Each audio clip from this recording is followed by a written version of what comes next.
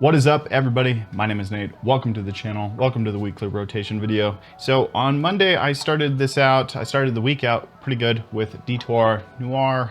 This is a wonderful latent clone. It does it absolutely perfect. It's some of the best stuff that you can buy for, like, in terms of clones. I mean, clones are a never-ending rat race of just who can do it like 5% better, 2% better. It's like 1 hour difference of longevity with this company versus that company. It's just totally exhausting. When I first got into the fragrance game, there were limited amount of clones. There were not this many amount of clones. There were one or two, and then whenever there was a new clone release, it was like a big deal. Like today I'm wearing Milestone, and when this one came out, this was a good example of like a hype clone that was gonna hit the market. It was like Millésime Imperial, and it came from, you know, Club de Nuit Intense, or that line Armaf,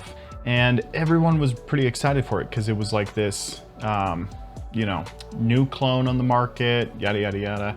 But nowadays, it's like there's a million different clones popping up from different companies. Like Fragrance World is one of them, Miss Alhambra, Latafa, Aroma Concepts, Paris Corner.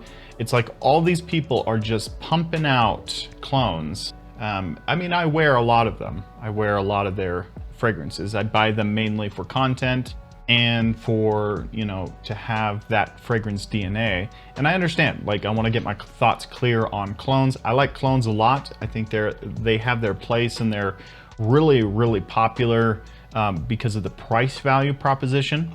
And they smell pretty much identical, if not sometimes better than the originals with their quality. Sometimes the originals have much better quality, but with their performance mainly.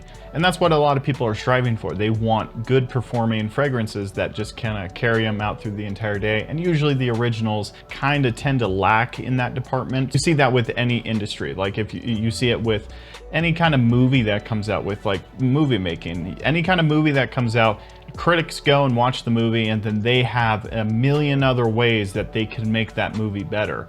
And what if they had the tools at their disposal to make that movie better? They would do it. So they would, you know, if there was no copyright restrictions on, say, like the new Barbie movie, let's just say. I haven't seen it. I hear it's really good, but let's just say someone goes in to watch the Barbie movie and disagrees with the whole concept of the video, or the movie, I should say. Now let's say that you have the means at your disposal to recreate the Barbie movie.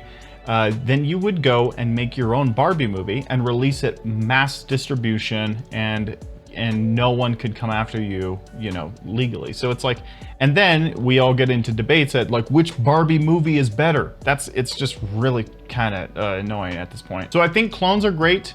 I think we're having too much of a good thing right now. I think that the fragrance industry is just being flooded by this clone identity crisis, and it's kind of getting exhausting at this point. It's like there's no originality, and everyone is jumping for these clones. Everyone smells great though, that's a bonus. Everyone is spending $20, $30, and they're smelling absolutely fantastic. I smelled some Ambroxan whatever something or other in the Starbucks the other day, and I was like, that smells really nice. It's probably Latafa. Anyway, I'm not at the point of, you know, not wearing clones, but this is not a clone. This is Hermès's H24 Eau de Parfum. This was, when the H24 line hit the market, they hit with a vengeance. They hit, and it was like this first time in 10 years that they released a men's designer fragrance brand, and or line, I should say. And this was just like insanely hyped, let's just say. But the Eau de Parfum here is one of the favorites of mine because it has this like beautiful aromatic white floral kind of smell to it, and it's quite invigorating. I like it a lot. I've worn a lot of it, as you can tell. I have a huge dent in this, and I have a lot of fragrances, so a dent like that is something worth noting. It's a very good professional scent, clean, crisp, oak moss. A lot of people get turned off from it, so it is kind of a risky blind buy, so I wouldn't blind buy it. This one you can blind buy. I like this one a lot. This is Eros Flame. and I haven't worn this one in a long time. And this one, I pulled it out on Wednesday, and I was quickly reminded at how good it is. I really like wearing this stuff. I've worn a lot of it, actually. It's a great beginner fragrance if you're looking for something sweet, kind of impactful, but yet playful, but still you can wear it to like work, you know, to school, that kind of thing. If you overspray it, you can come across as attention seeking, but if you underspray it, maybe 2 or 3 sprays, you can definitely rock it in school, work, that kind of thing. It smells absolutely fantastic. It's nothing really challenging, I would say. This one is a little challenging just because of the potency. I wore this on Thursday, and this is Club de Nuit Intense Man. This is the Parfum version, and I absolutely love this stuff. I have been on this Aventus kick for a little bit, and I have to say that the Parfum version here of Club de Nuit, I have the Eau de Toilette, and the Eau de Toilette does really come across like that, you know, impactful, citrusy kind of, you know, clawing thing in the beginning. But this one, there's no differences between the two. I think that this one is just a touch smoother, and the smoothness is really noticeable, especially from the Eau de Toilette. When you spray on the Eau de Toilette and you spray on the Parfum version, it is just much smoother. It's not as sharp, it's not as, you know, potent. I shouldn't say potent. This one is powerful as hell. I sprayed on 3 sprays and I was smelling it throughout the entire day. So it is an amazing performer. It's gonna last you all day and smells like Aventus. And this one is another good example of the clones that do it better than the originals. Creative Aventus nowadays does not perform really well from what I've been told, and Club de Nuit Parfum, or Intense Man Parfum, is an amazing performer. It's absolutely stellar. Moving right along into Friday, I wore Intensive Silver by this is Azaji's Silver, Intensive Silver by Lattafa. This is one of probably the cheapest fragrances that you can buy that smells absolutely amazing. It's a very marine, it's got some amber character in here. It's kind of similar to La Nuit de l'Homme, but in such a much more fresher way. It's like the fresher cousin of La Nuit de l'Homme, to be honest. I don't really pick up any of the like spicy, sexy cardamom that you get with that La Nuit de l'Homme, but it's got some similarities. It's definitely not a clone of, you know, it's definitely not a clone of La Nuit de l'Homme. Really good stuff though. It does definitely project.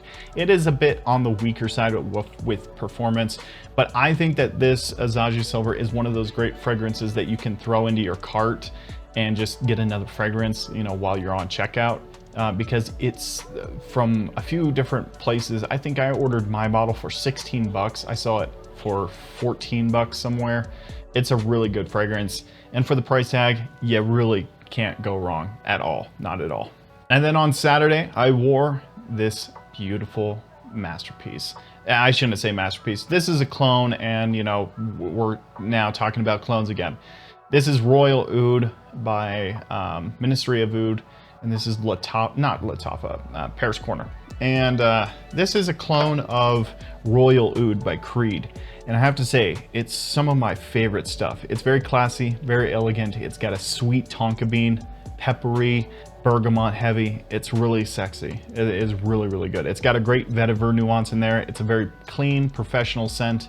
And it gets you it gets you a lot of versatility too. It's a great work scent, it's a great school scent, and you kind of smell a little bit more grown up. So if you're a younger guy, it would be absolutely incredible to wear to school, to a date, any kind of thing like that.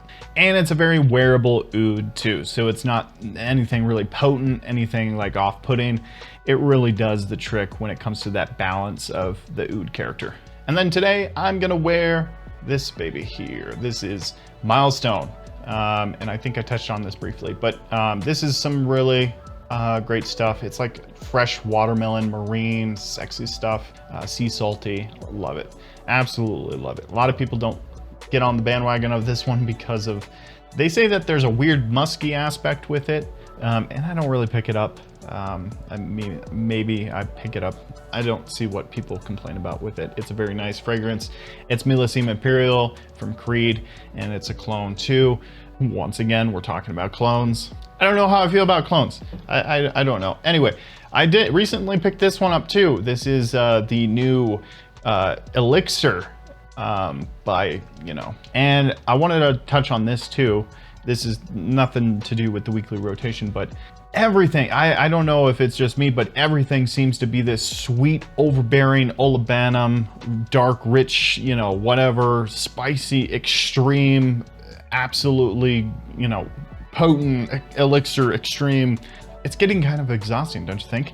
I recently sold my Victory elixir because it's just this sweet vanilla, heavy scent. And the same thing with 1 Million Elixir. That's another one that does the same kind of thing, where it's like just super sweet, super like just rich. And all of the designer releases lately have been this just extremely potent elixir extreme nauseating stuff, and I don't get it. Anyway, guys, what did you wear this past week? I want to hear from you guys. Let me know down in the comments down below.